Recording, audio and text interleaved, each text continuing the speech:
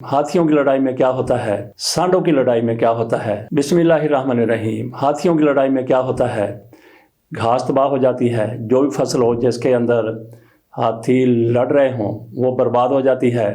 सांडों की लड़ाई में क्या होता है, सांडों की लड़ाई में एक का सींग टूट जाता है, उससे कहीं ज़्यादा नुकसान होता है। जो हाथियों की लड़ाई होती है वो तो चलें फसल तबाह होती है, लेकिन सांड आपस में लड़ पड़ें तो फिर एक दूसरे को टक्करें मार मार के ज़ख्मी कर देते हैं। किसी का सींग टूट जाता है या कोई न कोई और नुकसान हो जाता है। लेकिन जब भांडों की लड़ाई होती है तो फिर क्या होता है, भांडों की लड़ाई में एक की इज्जत जाती रहती है, बल्कि दोनों की भी हो सकता है कि इज्जत जाती रहती हो। आज आपके सामने रखेंगे कि दो भांड लड़ पड़े, आफ्ताब इकबाल और सुहेल अहमद। ये है भांडों की लड़ाई और इसके साथ हम बात करेंगे दो फनकारों की जोर आजमाई। ये फनकार कौन से हैं? ये फनकार हैं अबरारुल हक और मिशी खान। पहले मैं आपको सुनाता हूँ लड़ाई, भांडों की लड़ाई। ज़रा मुलाहिजा कीजिए, ये रिपोर्ट हमने डॉन से ली है। डॉन ने इसको जिस तरह से देखा है, जिस तरह से लिया है, बेऐन ही उसी तरह से आपके सामने रख देते हैं। आफ्ताब इकबाल ने सुहेल अहमद के इल्ज़ामात का जवाब देते हुए उन्हें कड़ी तनकीद का निशाना बनाया है। आफ्ताब इकबाल ने अपने यूट्यूब चैनल पर सुहेल अहमद के इल्ज़ामात का जवाब देने के लिए तवील दुरानिया की वीडियो शेयर की, जिसमें उन्होंने सुहेल अहमद की हर बात का तफसीलन जवाब दिया। आफ्ताब अहमद ने कहा कि आमतौर पर वो किसी की तनकीद का कोई जवाब नहीं देते, क्योंकि कुछ लोगों का रिज़्क उनके नाम से जुड़ा होता है, लेकिन सुहेल अहमद को रिज़्क की तंगी नहीं है। इन्हें किसी रेटिंग की ज़रूरत नहीं है। उन्होंने चूँकि खिलाफ वाक़या बातें की हैं, इसलिए मैं उनकी तनकीद का जवाब दे रहा हूँ। टीवी मेज़बान ने कहा कि वह अपनी इस बात पर कायम है कि अमानुल्लाह के टीवी कैरियर का सबसे बड़ा काम उनके साथ हुआ और सुहेल अहमद का इंफोटेनमेंट में सबसे बड़ा काम भी उनकी क़यादत में उनके साथ हुआ। आफ्ताब इकबाल मज़ीद कहते हैं कि अदाकार और फ़नकार जितने बड़े होते हैं इतने ज़्यादा हसास होते हैं। सुहेल अहमद ने मुझ पर तंज़ो मज़ाक के तीर बरसाए जिसका मैं हकदार नहीं था, लेकिन मैंने इसलिए बर्दाश्त कर लिया क्योंकि मैं अदाकार या फ़नकार नहीं हूँ। मैं इतना हसास नहीं हूँ जितना सुहेल अहमद हैं। अगर आफ्ताब इकबाल अदाकार और फ़नकार नहीं हैं तो क्या फिर वो भांड हैं? क्या है? वो अपने आप को जर्नलिस्ट कहते हैं। बहरहाल उनकी तरफ से कहा गया कि पॉडकास्ट में जब अहमद अली भट्ट ने आफ्ताब इकबाल का नाम लिया तो सुहेल अहमद सीख पा हो गए। आफ्ताब अहमद ने सवाल किया कि क्या सुहेल अहमद को मरहूम अमानुल्लाह को सबसे बड़े कॉमेडियन करार देने का कोई शक है? इसमें इतनी परेशानी की क्या बात थी? वो इस बात से इनकार भी कर सकते थे। सुहेल अहमद को मुखातब करते हुए उन्होंने कहा कि वो सबसे बड़े अदाकार हैं। अदाकार उन्होंने कौमों में लिखा है, जिसका कुछ और मतलब होता है। अमानुल्लाह अदाकार नहीं बल्कि स्टैंड अप कॉमेडियन और फ़नकार थे। अदाकार से कहीं बड़े। यह आफ्ताब इकबाल की तरफ से कम्प्लीमेंट पेश किया गया है अमानुल्लाह खान को। आफ्ताब इकबाल ने सुहेल अहमद पर कड़ी तनकीद करते हुए सवाल पूछा कि वो दो कॉमेडियन का एक दूसरे से मुवाजना क्यों नहीं कर सकते? अगर सुहेल अहमद कर सकते हैं तो क्या उनमें सरखाब के पर लगे हुए हैं? उन्होंने सिर्फ अमानुल्लाह से अपनी पसंदीदगी का इजहार किया था। हर किसी की अपनी पसंद होती है, हर्फ आखिर नहीं है। ये सुहेल अहमद के अंदर का खौफ है जो आफ्ताब इकबाल से हमेशा मरऊब रहते हैं। सुहेल अहमद की गुफ्तगू में बहुत ज़्यादा तहकीर थी।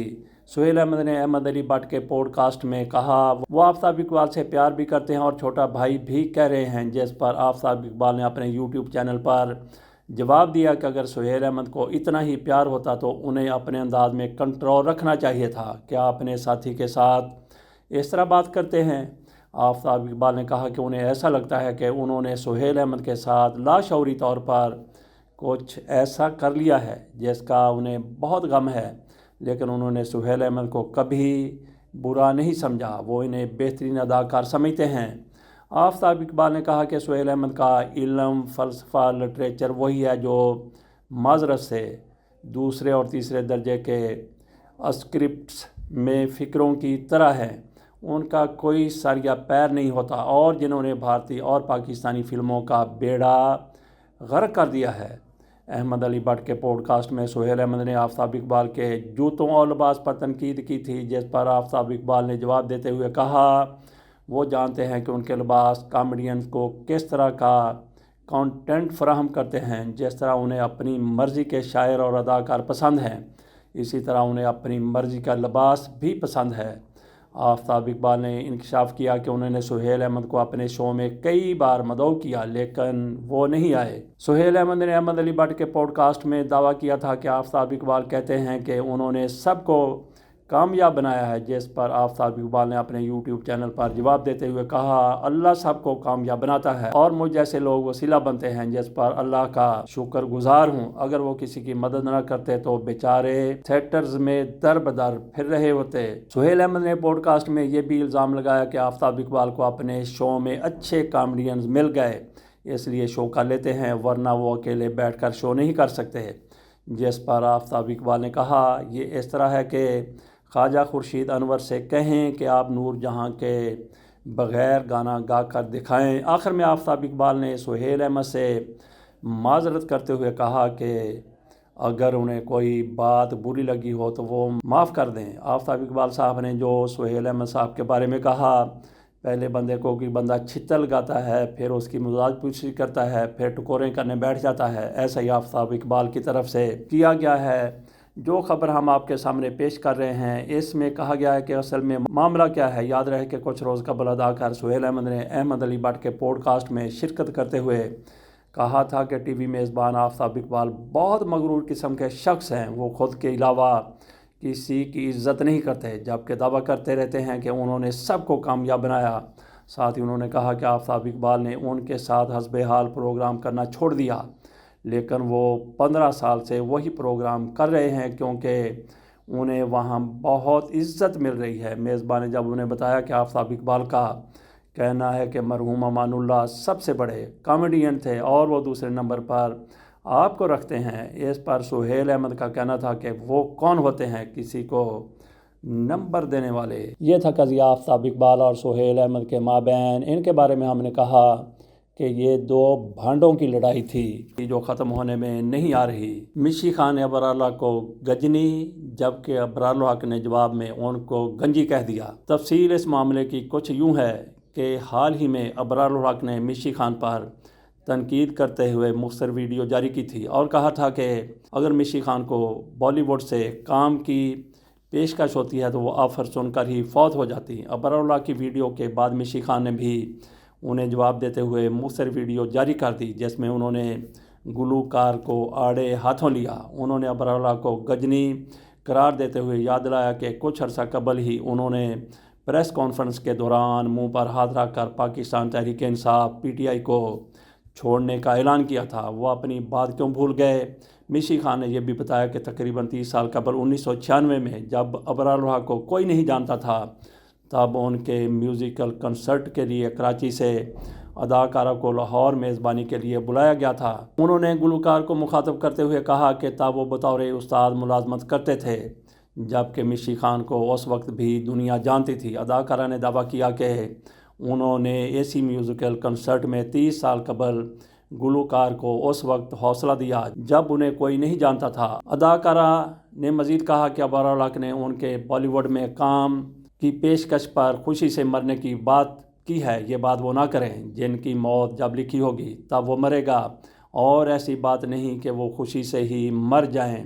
ان دونوں فنکاروں کے جھگڑے سے قبل ابرار الحق نے انٹرویو میں دعویٰ کیا تھا کہ انہیں بالی ووڈ میں کترینہ کیف کے ساتھ کام کی پیشکش ہوئی تھی، تو مشی خان نے گلوکار پر تنقید کرتے ہوئے انہیں جھوٹا قرار دیا تھا اور کہا تھا کہ ان کی بات سال کا سب سے بڑا مذاق ہے۔ یہ آپ کے سامنے ہم نے سانڈوں کی لڑائی اور فنکاروں کی زور آزمائی، یہ دو کہانیاں رکھ دیں، لیکن بات ابھی ختم نہیں ہوئی۔ مشی خان کو آخر کار ابرار الحق پر غصہ آیا تو کیوں آیا؟ میں سمجھتا ہوں کہ انہوں نے جس طرح سے یہ کہا کہ ابرار الحق نے کس طرح سے تحریک انصاف کو چھوڑتے ہوئے اعلان کیا تھا، مجھے یہ لگتا ہے کہ مشی خان کو ان پر غصہ یہی ہے کہ انہوں نے تحریک انصاف کو ایسے موقع پر جب تحریک انصاف زیر عطاب تھی کیوں چھوڑا تھا۔ یہ ان کی اپنی رائے ہو سکتی ہے، اپنا غصہ ہو سکتا ہے، اپنی ناراضگی ہو سکتی ہے مشی خان کی، لیکن ابرار الحق کے ساتھ جو کچھ ہوا، جو کچھ ہماری معلومات ہیں اس کے مطابق ابرار الحق کا چھوڑنا ہی بنتا تھا، کیونکہ ابرار الحق کا یہ اپنا کہنا ہے کہ ایک طرف میرے لیے عزت تھی، دوسری طرف سیاست تھی، تو اس میں سے میں نے عزت کو اپنے لیے سنبھال لیا، سیاست کو میں نے چھوڑ دیا، یہ ابرار اللہ کی طرف سے کہا گیا ہے۔ لیکن مشی خان کو اسی کا غصہ ہے کہ انہوں نے تحریک انصاف کو کیوں چھوڑا تھا۔ ویسے بات شروع کہاں سے ہوئی تھی؟ بات سب سے پہلے مشی خان کی طرف سے شروع کی گئی تھی۔